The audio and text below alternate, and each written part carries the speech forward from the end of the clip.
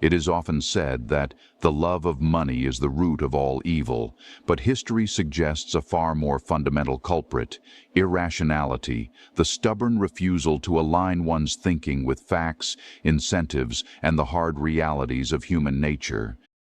Evil has been carried out for many motives: greed, envy, fear, power, but the common denominator behind each is the abandonment of reason. When societies turn away from rational thought, predictable tragedies follow. The greatest catastrophes of humanity did not come from people carefully calculating mutual benefit. They came from people ignoring costs, denying trade-offs, and believing what they wanted to believe. Reason is not merely an intellectual preference. It is the only mechanism by which human beings can reliably distinguish truth from error. Without rationality, no amount of compassion or good intention can compensate. In fact, good intentions unguided by reason have been among the most destructive forces in human history.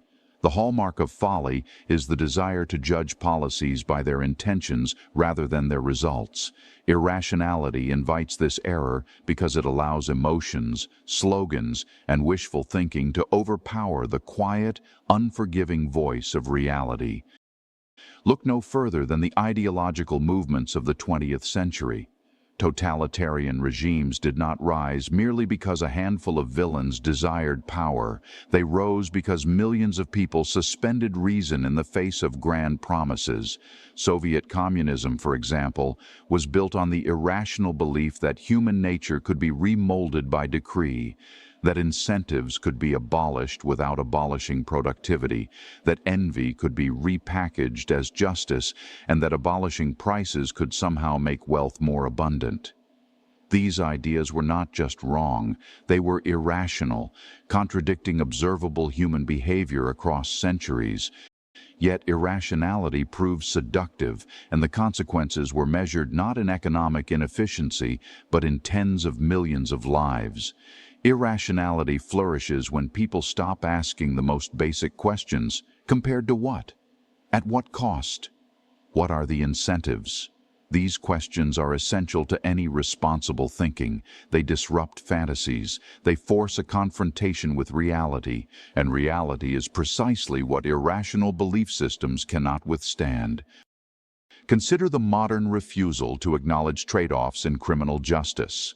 Some passionately insist that leniency toward violent offenders is an act of compassion, but compassion that ignores consequences is not compassion at all. It is irrationality dressed in moral clothing. When repeat offenders are cycled back into the community under the premise that punishment is harsh or inequitable, the predictable outcome is not fairness, it is carnage. Innocent people pay the price for policies that elevate sentiment over logic. Or take the refusal to distinguish between intentions and outcomes in education. For decades, school systems across the United States have adopted fads rooted in ideology rather than evidence. From whole language to the abandonment of phonics to grading systems that conceal failure rather than address it, irrational doctrines have condemned millions of children, disproportionately the most vulnerable, to futures of diminished literacy and limited opportunity. These were not rational mistakes grounded in empirical testing. They were acts of intellectual defiance, treating classrooms as laboratories for theories rather than places to equip young minds for the real world. Irrationality also manifests itself in the seductive belief that society can be redesigned from the top down. Central planners, whether in government or academia, frequently assume that they can engineer social outcomes simply by issuing directives, setting wages by law rather than by productivity, mandating housing affordability by restricting rent increases, or expanding currency supplies while insisting inflation will remain tame. The underlying presumption is always the same: reality will conform to good intentions. But reality is unmoved by sentiment.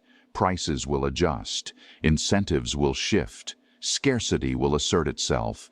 When leaders substitute irrational confidence for empirical humility, the poor and powerless become the guinea pigs in yet another experiment that ignores human nature.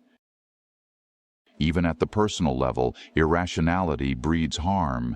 Consider envy, a deeply irrational emotion that treats another person's success as an injury to oneself. While envy has been the ancestor of most redistributive policies, yet it has never produced prosperity for those who harbor it. Instead, it diverts attention from the productive task of creating wealth to the destructive task of penalizing those who already have it. Envy blinds people to the difference between fairness of opportunity and equality of outcome. And in pursuing the impossible goal of equal outcomes, societies often end up reducing opportunity for all. The tragedy is not merely that irrationality exists, but that it is voluntary. Human beings possess the capacity for reason. We have millennia of history, data, and experience that reveal what works and what fails.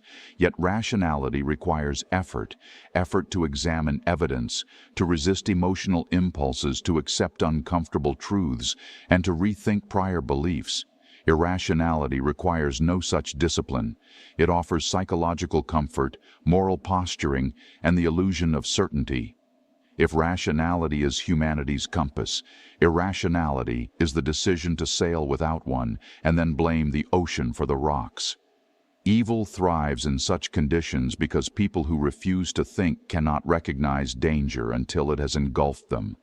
Ultimately, the remedy is not enlightenment imposed from above, but millions of individuals choosing to think clearly, act responsibly, and judge policies by results rather than rhetoric. Rationality is not infallible, but it is indispensable.